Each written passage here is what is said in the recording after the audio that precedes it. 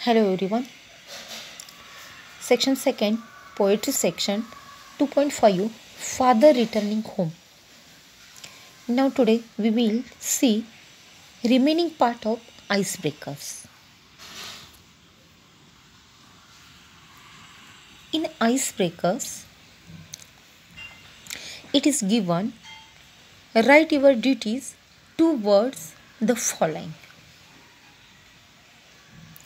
1. Family. And second, school, college. In family mention parents, siblings, grandparents. Then school / college. It is considered to teachers and also classmates. Means it is to write, it is give the information about the duties of families. तर आपल्याला हा आईसब्रेकरमधला हा part दिलेला आहे. तर यामध्ये जे फॅमिलीमधले असणारे आपले मेंबर्स आहेत त्या मेंबर्ससाठी असणारे आपले ड्युटीज काय आहेत, आणि आपल्याला सेकंड दिलेलं आहे स्कूल किंवा कॉलेज. ह्या कॉलेजमध्ये कोण आहे, टीचर्स अँड क्लासमेट. ह्यांच्याबद्दल आपले ड्युटीज काय आहेत ते आपण इथं काय करायचे तर राईट करायचे किंवा आपण समजून घ्यायचे. तर यामध्ये आपल्याला इथं फर्स्ट आपल्याला या फॅमिलीमध्ये पॅरेंट्स, सिबलिंग आणि ग्रँडपेरेंट्स दिलेले आहे.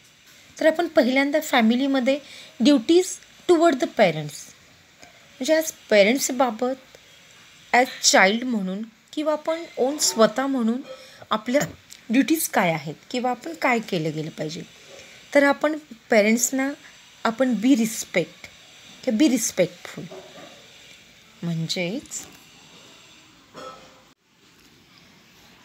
दे नेक्स्ट शेअर देअर वर्क. त्यांचं कोणतंही काम असेल तर आपण ते शेअर केलं पाहिजे किंवा त्यांना आपण मदत केली पाहिजे. आणि बी रिस्पेक्टफुल म्हणजे त्यांना आपण मॉडेस्ट किंवा त्यांना आदर दिला गेला पाहिजे आपल्या घरातल्या आपल्या पेरेंट्सना, आईबाबांना. त्यानंतर बी रिस्पॉन्सिबल.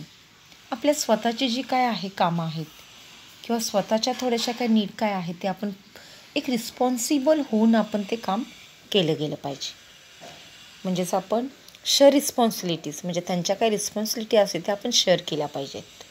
आणखी आपण हेल्प केली पाहिजे, हेल्प देम किंवा हेल्प अराउंड द हाऊस. घरामध्ये जे काय आहेत काम त्यासाठी आपण हेल्प केली पाहिजे.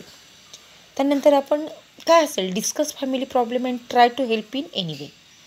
म्हणजे त्यांचे काय प्रॉब्लेम असेल किंवा आपलं काय असेल, आपले प्रॉब्लेम असेल तर आपण डिस्कस केलं पाहिजे विथ आवर पेरेंट्स आणि त्यातून आपण सोल्युशन किंवा त्याचा मार्क काढला पाहिजे. म्हणजे ह्या काय आहेत आपल्या ओन ड्युटीज आहेत अबाउट द पेरेंट्स. त्यानंतर आपल्याला नेक्स्ट दिले duties toward the sibling. Sibling म्हणजे आपल्या घरामध्ये आपल्या बहिणी भावंड आहेत त्याला आपण सिबलिंग म्हणतो. तर त्याच्याबाबत किंवा त्यांच्याबाबत आपल्या काय ड्युटीज आहेत, व्हॉट कॅन डू.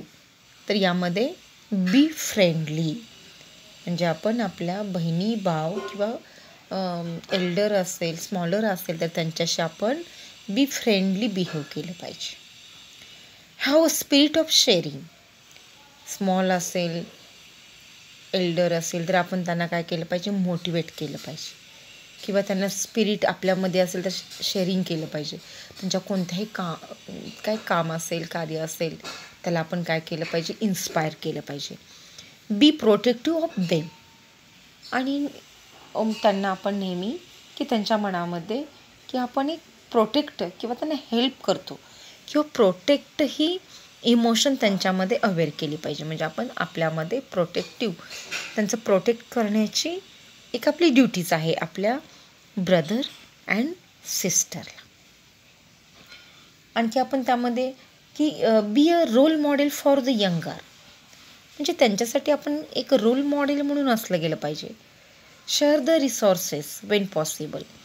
त्यांच्यासाठी इतर काय हेल्प होत असेल तर ते आपण रिसोर्सेस अवेलेबल केले पाहिजे. Correct wrong behaviour or bring to attention of parents. म्हणजे एक आपले सिबलिंगमध्ये कुठं त्यांचं रॉंग बिहेव होत असेल तर आपण काय केलं पाहिजे, आपल्या पेरेंट्सना ते सांगितलं गेलं पाहिजे किंवा आपण जाणीव करून दिली गेली पाहिजे. ह्या काय आहेत की ड्युटीज टुवर्ड आवर सिबलिंग, आपल्या सिबलिंग बाबतच्या आपल्या ह्या ओन ड्युटीज आहेत. नेक्स्ट दिले ड्युटीज टुवर्ड्स ग्रँडपेरेंट्स. म्हणजे ग्रँडपेरेंट्सबद्दल आपण काय आपल्या ड्युटीज आहेत किंवा आपण काय करायचं आहे यामध्ये, तर very important care for them.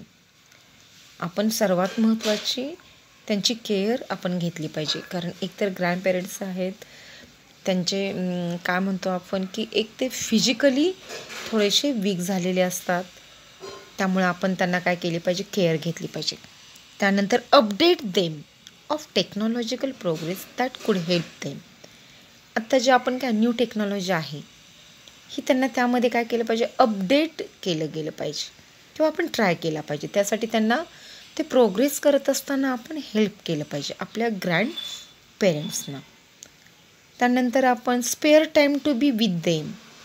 म्हणजे आपला जो टाईम आहे, आपला वेळ आहे, किती आपण बिझी असेल तर त्यातला आपण टाईम काढून त्यांच्याबरोबर आपण तो स्पेंड केला पाहिजे किंवा आपण स्पेअर केला पाहिजे. त्यानंतर आपण पुढं स्कूल आणि कॉलेज याबाबत आपण काय केलं पाहिजे किंवा काय आपल्या ड्युटीज आहेत. तर याबाबत फर्स्ट आपण टीचरबाबत बघू. Teacher be respectful. Teacher with any teachers बरोबर आपलं जे बिहेव आहे ते बी रिस्पेक्टफुल असलं पाहिजे. ते नेक्स्ट बी ओबिडियंट असलं पाहिजे आणि त्यानंतर बी कर्टियस असलं पाहिजे. म्हणजे ॲज अ टीचर टीचरांच्या बरोबर आपलं रिलेशन ही या पद्धतीचं किंवा आपल्या ही ड्युटीज आहे ॲज अ स्टुडंट म्हणून काय आहे तर बी रिस्पेक्ट. म्हणजे you can do the respect your teacher, be obedient आणि be courteous. Then next your classmates. Classmate, तर यामध्ये क्लासमेट जे काही आपले क्लासमेट आहे तो वर्गमित्र आहे, त्यांच्याशी आपल्या ड्युटीज काय राहणार आहेत तर बी हार्मोनियस. म्हणजे त्यांच्याशी आपली काय पाहिजे, एक मैत्री असली पाहिजे, सोबत चांगली असली पाहिजे आणि त्या ठिकाणी आपलं ॲज अ फ्रेंड म्हणून आपण नेहमी हेल्पफुल असलं पाहिजे आणि आपल्या क्लासमेट्सशी आपलं बी फ्रेंडली असं बिहेव असलं पाहिजे. ह्या काय आहेत आपण की आपल्या क्लासमेट बरोबर असलेल्या ड्युटीज. किंवा आणखी आपण म्हणू शकतो त्यामध्ये की offer moral support if anyone is having problem. आणि आपला मित्र किंवा आपण मित्र कुठे असं, क्लासमेट म्हणजे आपण वर्गमित्र म्हणतो, पण फ्रेंड हा आपला एनिवेअर कुठेही फ्रेंड होऊ शकतो. तर असा क्लासमेट आपला जर एनी प्रॉब्लेममध्ये म्हणजे offer moral support if any one is having problem. एखादा आपला क्लासमेट जर एखाद्या कोणत्या प्रॉब्लेममध्ये असेल तर आपण नाही आहे त्याला आपण इकॉनॉमिकल हेल्प करू शकत नाही, तर आपण मॉरल सपोर्ट हा डेफिनेटली करू शकतो. म्हणजे हा आपण त्या ठिकाणी केला गेला पाहिजे. म्हणजे here we have complete the ice breakers part. Then next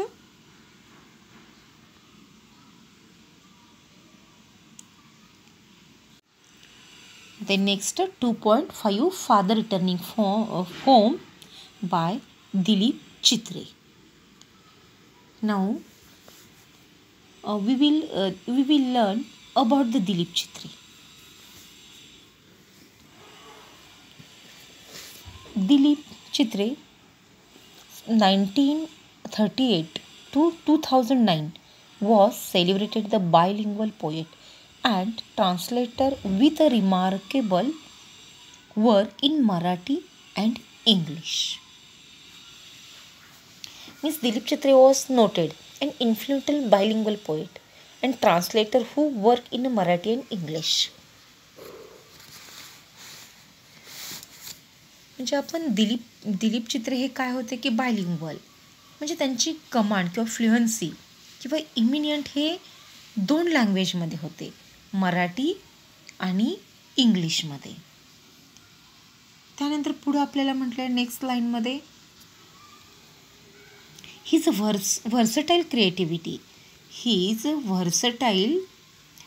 versatile creativity extends to painting, filmmaking, and his notable contribution as a magazines and columnist. म्हणजे एक तर ट्रान्सलेटर होते, म्हणजे English translate in Marathi, Marathi translate into English हे एक होते. आणि त्यांची कमांड बायलिंग्वल म्हणजे दोन्ही लँग्वेजवर होती.